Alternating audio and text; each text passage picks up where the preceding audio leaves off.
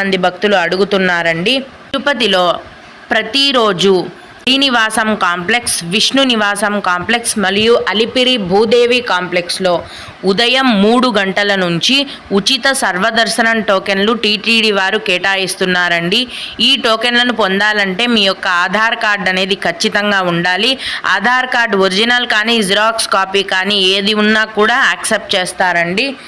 ఈ ఆధార్ కార్డ్తోనే మీరు ఈ సర్వదర్శనం టికెట్లను తీసుకోగలరు. అయితే ఉదయం 3 గంటల నుంచి ఈ దర్శనం టికెట్లను కేటాయించడం మొదలుపెట్టగానే భక్తుల యొక్క రద్దీని బట్టి 2 లేదా 3 గంటలలో ఈ దర్శనం టికెట్లు అన్నీ కూడా ఫుల్ అయిపోతాయి. మళ్ళీ తిరిగి మరుసటి రోజు ఉదయం 3 గంటల నుంచి ఈ టికెట్లను కేటాయించడం జరుగుతుంది. ఈ సర్వదర్శనం టికెట్లను పొందాలనుకునే భక్తులు ఆ టికెట్ కౌంటర్లోని క్యూ లైన్లో రాత్రి నుంచే ఉంటారండి. అంటే నైట్ నుంచే ఆ రోజు ఇచ్చే టికెట్స్ కోసం వెయిట్ చేస్తుంటారు.